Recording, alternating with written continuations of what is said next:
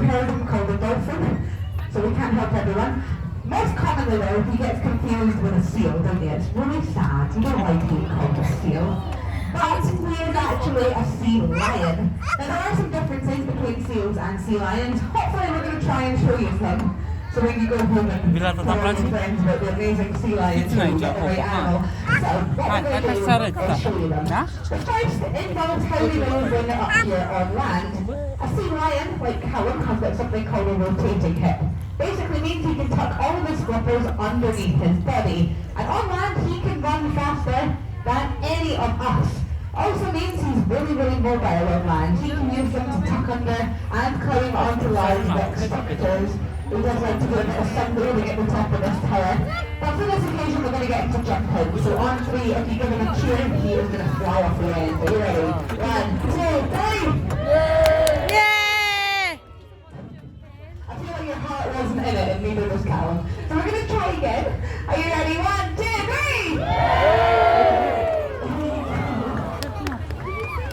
Sea lions are pretty good when they are up on land, whereas seals are a little bit rubbish. Their hip joint is fixed in place, which means they can't tuck it under themselves. And when they do move on land, this is how they do it. There you go. Imagine being compared to a big slug everywhere you go. And we'll give them a little cheer. Thank you for showing us. Well done. Applause. Now the second difference, I admit, is a bit harder to spot, but it does mean we can all stare at Callum's head for a second. But either side, he's got little sticky out ears. And if you see those ears, you're looking at a sea lion. Seals don't have these holes either side of their head, they've just got tiny little drops of skin. But I do appreciate it's quite hard to see, they're pretty small.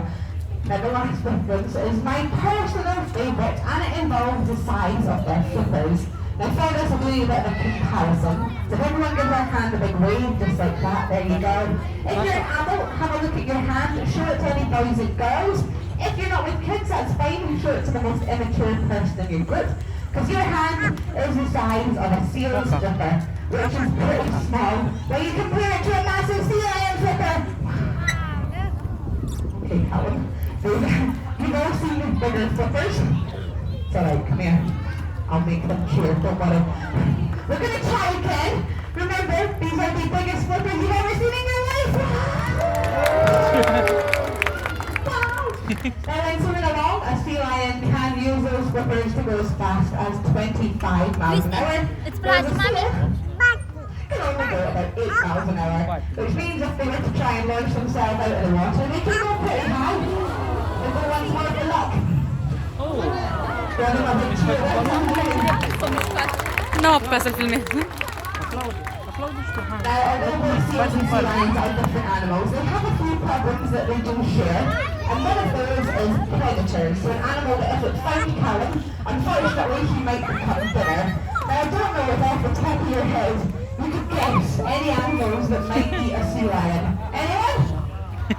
Well done! Now sharks and killer whales are usually what gets hold of a sea lion. And if there was a shark chasing him, he's going to have to go pretty fast. And what sea lions do actually like to do is something known as porpoising. And that is where they jump in and out of the water just like this. It helps them take a breath as they breathe air just like we do. Helps them go a little bit faster. And to a shark, jumping in and out is like a magic trick. They can't do it. Which hopefully means it confuses the shark and you didn't get eaten. Well done. Now the other problem a sea lion is going to face is sadly a human. Especially things like litter really affect seals and sea lions because they are very, very nosy animals. So anything that ends up in our ocean, sea lions do tend to pick up. They might eat it or it could become trapped around their neck.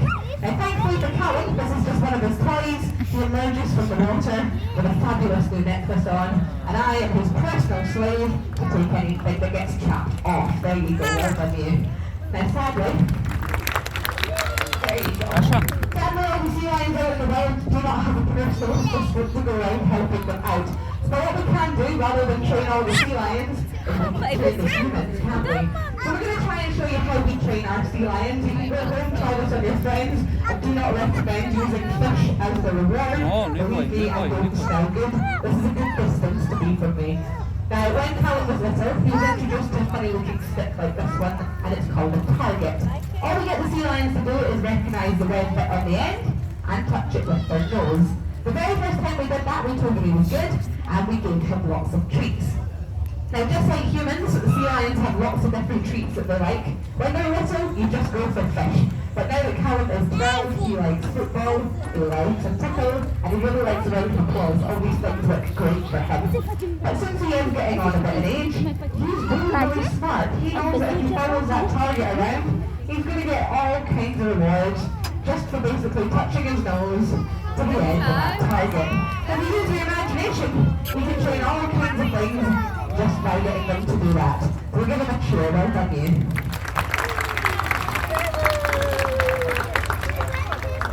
What you will have noticed is the whole time Callum hasn't just been following the target around. What he's actually doing is watching me for something called a cue. It's quite often a hand gesture, and it shows the sea lions what we'd like them to do. It means they're always concentrating, they're always looking out for things that might be happening, and it does mean that I look a little bit ridiculous standing next to him. But some of them are really obvious, others are a bit more subtle, like if I raise my finger like that. He turns into the best boyfriend ever. He agrees with everything I say. So yeah. Now not everything we train is trained this way. Sea lions on their own are very creative. So we let them do things all on their own, whatever comes natural. And when we see something we'd like to show people or use, we tell them they're good and give them treats. Now things like getting them to make noise, you don't have an off button, do you? You do. Yeah. So what we do every time Callum makes noise is we were giving him treats. And then once he realised that we'd like him to make noise, we stood around with our hand in the air like this for months. Now for ages we look silly, but now every time we raise our hand like that,